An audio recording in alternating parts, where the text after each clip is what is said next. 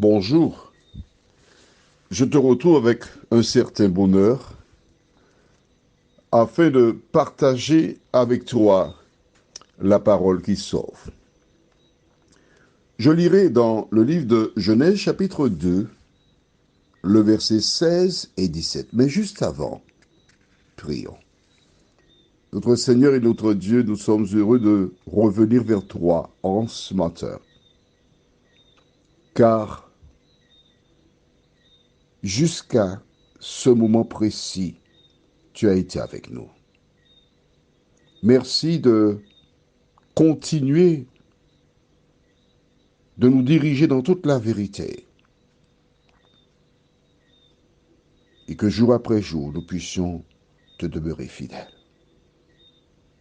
Merci Seigneur, car en toi nous avons toutes choses. Fortifie-nous. Au nom de Jésus et pour ta gloire éternelle. Amen. L'audio sur ce thème avait déjà été fait.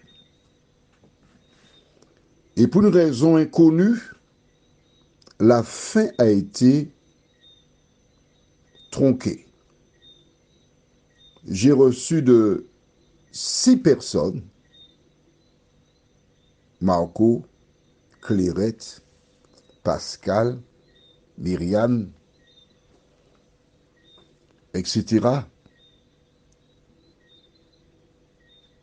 la demande. Mais vois-tu, je suis quelqu'un, chaque fois que quelque chose arrive, je cherche le pourquoi et le comment. Pourquoi, Seigneur, as-tu permis cela? Il y a une raison. Rien ne se fait par hasard. Et tandis que je faisais la prière, avant de lire la référence, Dieu me donna la réponse que je partagerai dans un instant avec toi. Mais lisons Genèse chapitre 2, versets 16 et 17. L'Éternel Dieu donna cet ordre à l'homme. Tu pourras manger de tous les arbres du jardin, mais tu ne mangeras pas de l'arbre de la connaissance du bien et du mal, car le jour où tu en mangeras, tu mourras certainement. Je voudrais te rappeler, pour certains et pour d'autres, t'expliquer cette référence. Dieu plaça Ève et Adam dans ce beau jardin. Je n'ai pas été dans ce jardin, mais il y a un élément qui me fait imaginer la beauté de ce jardin et la qualité de ce que Dieu avait créé. Je me base sur l'expérience où les espions partirent pour explorer Canaan. Canaan, c'est la terre promise par Dieu à Israël lorsqu'ils sortirent d'Égypte. La Bible déclare que 2 espions ont porté une grappe de raisin. Tu te rends compte? La grappe de raisin que tu tiens là, dans le centre commercial, tu peux tenir cette dernière avec un petit doigt.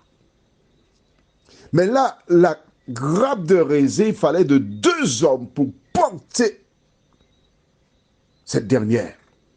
Cela me pousse à imaginer qu'un raisin devait être aussi gros qu'un coco.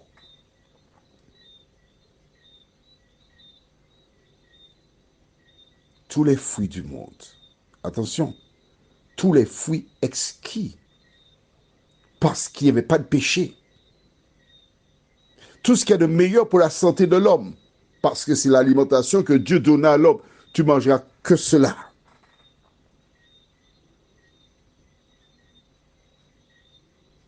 Mais il y avait une restriction. Pourquoi la restriction? Dieu voulait rappeler à Ève et Adam que la relation qui existe entre lui et eux est basée sur l'amour, pas sur la contrainte, pas sur l'obligation, pas sur le devoir, mais sur l'amour. Le bonheur de se trouver dans un jardin qui respire la paix, le bonheur, la grâce, avec la présence de Dieu, l'amoureux par excellence. Mais que veut dire cette référence? Je voudrais que tu saisisses bien ce qu'il dit. Mais tu ne mangeras pas de l'arbre de la connaissance, verset 17, du bien et du mal, car le jour où tu en mangeras, tu mourras certainement. Dès le chapitre 2 du livre de Genèse, la mort fait son apparition. Alors, pourquoi les gens meurent-ils? Alors, je pense que tu as ton cahier et ta pointe. Romains 6, verset 23 déclare, « Car le salaire du péché, c'est la mort. Mais le don gratuit de Dieu, c'est la vie éternelle en Jésus-Christ. » Donc, la mort, c'est un salaire. Le salaire de quoi? Du péché. Tu travailles dans une entreprise, à la fin du mois, tu reçois un salaire. Pourquoi? Parce que tu as fait des choses pendant tout le mois. Alors tu as droit au salaire. Donc le péché, son salaire, c'est la mort. Mais qu'est-ce que le péché? Note toujours sur ton cahier 1 Jean 3, verset 4. Quiconque pêche transgresse la loi, et le péché est la transgression de la loi. Le salaire du péché, c'est la mort. Le péché, c'est quoi? C'est la transgression de la loi. Cela veut dire que la loi existait déjà dès la création du monde. Est-ce que c'est clair pour toi? Mais oui, parce que c'est le salaire du péché qui donne la mort. En clair, quand je relis au verset 17, c'est ainsi. Mais tu ne mangeras pas de l'arbre de la connaissance du bien et du mal, car le jour où tu en mangeras, tu mourras. Donc, nous pouvons dire, le jour où tu en mangeras, tu auras péché. Et parce que tu as péché, tu vas mourir. Mais rappelle-toi, 1 Jean 3, 4 déclare, quiconque pêche transgresse la loi. De quelle loi s'agit-il? Écris toujours dans ton cahier. Jacques 2, versets 10 à 12. Déclare, car quiconque observe toute la loi, mais pêche contre un seul commandement, devient coupable de tous. En effet, celui qui a dit, tu ne commettras point d'adultère, a dit aussi, tu ne tueras point. Or, si tu ne commets pas d'adultère, mais que tu commettes un meurtre, tu deviens transgresseur de la loi. Parlez et agissez comme devant être jugés par une loi de liberté. La loi par laquelle nous serons jugés, on trouve là-dedans, tu ne commettras point d'adultère et tu ne tueras point. Or, ces deux commandements se trouvent dans Exode chapitre 20. Donc cette loi existait depuis Ève et Adam. Toi et moi, comme Ève et Adam, nous nous trouvons devant des dilemmes.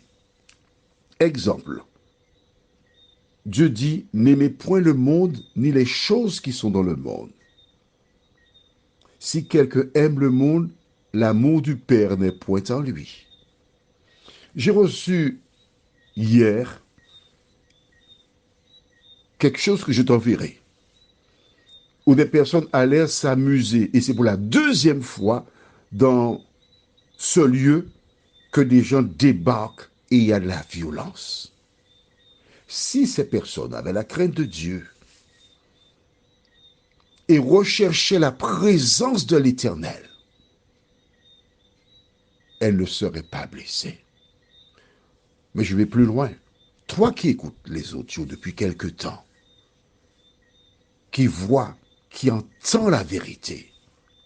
Que fais-tu de la vérité? Comme Ève et Adam, tu es devant une croisée.